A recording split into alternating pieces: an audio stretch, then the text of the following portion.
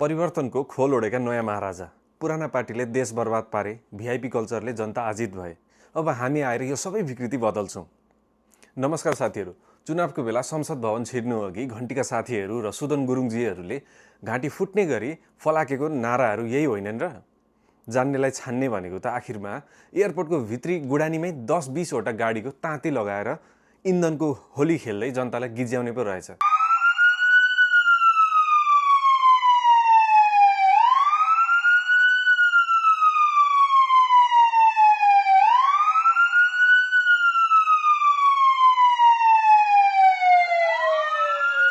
यतिसम्मको सस्तो र भड्किलो भिआइपी सहर त हिजोको पुराना भनिएका दलहरूले पनि विरलै गरेका थिए होला।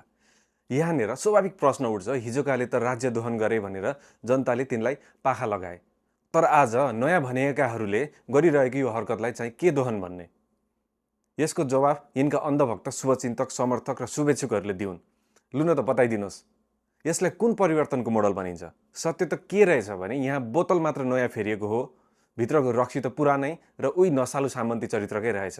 देशको सभामुख जस्तो गरिमामय र शक्तिशाली पदमा आसीन व्यक्ति र राष्ट्रसभाका उपसभापति डिपी अर्याल जस्ता नयाँ पुस्ताका भनिएका नेताहरू जब एयरपोर्टभित्र दलबलसहित सवारी चलाउँछन् तब सोध्नै पर्ने हुन्छ, तिमीहरूलाई संसद र सडकमा गरेको त्यो टिट र ट्वाँ भो भन्ने आवाज केवल चुनावी फन्डा मात्रै थियो? यो नेता क्षेत्रको स्यालेरी छोडिदिउँ ल, नराख्दिउँ यिनीहरूको, है यिनीहरूको मन्त्रीहरूको कसैले त्यो अनि गाडी लाइनै हुन्छ, ट्याटारा टुट्टु गर्छन्, पाएन अब तिनीहरूले कसैले नै गर्न पाएन, होइन कसैले पाएन। हामी स्पष्ट छौँ, देशको सभामुख जस्तो शक्तिशाली र संवेदनशील अहोदामा बसेका मान्छेलाई सुरक्षा चाहिन्छ, गाडी चाहिन्छ र राज्यको एउटा निश्चित प्रोटोकल हुन्छ। त्यो हामी राम्रोसँग बुझ्दछौँ, यसमा कसैको विमति छैन। तर हाम्रो आपत्ति के हो भने हिजो यही भिआइपी व्यवस्था र सुरक्षा प्रोटोकलको विरुद्धमा सडकमा उफ्रिने र यसलाई सामन्ती संस्कार भन्दै भाषण ठोक्ने तपाईँहरू नै होइन? जब हिजो आफैले विरोध गरेको विशेषाधिकारको सुविधा आज सत्तामा पुग्ने बित्तिकै लिइन्छ, तब त्यसलाई राजनीतिक नैतिकता भनिँदैन, त्यसलाई अवसरवाद भनिन्छ। जनताले पुराना नेता र पार्टीलाई पाहा लगाएर तिमीहरूलाई किन जिताएका थिए? गाडीको लस्कर बढाउन, इन्धनको फजुल खर्च गरेर राज्यको सिद्ध्याउन, कि पुरानाकै शैली पछ्याएर नयाँ मोडलमा महाराजा बन्न? आज देशको आर्थिक अवस्था कहाँ छ? यो गरिब देशको शौखिन नेताहरूको ताल देख्दा लाग्छ यिनीहरू ऋण लिएर घिउ खाउँ भन्ने उखान चरितार्थ गर्दैछन्।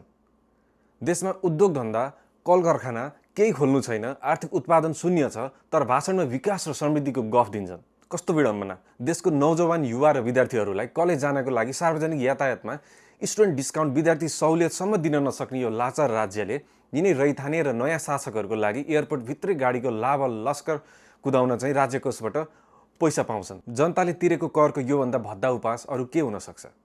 हिजो हाम्रा जेनजी भाइ बहिनीहरूले व्यतिथिको विरुद्धमा सडकमा जुन विद्रोह गरेका थिए, कि आज सत्ताको कुर्सीमा पुग्ने बित्तिकै तिमीहरू त्यही व्यतिथिको नयाँ ब्रान्ड बनेर निस्किएको हेर्नको लागि थियो?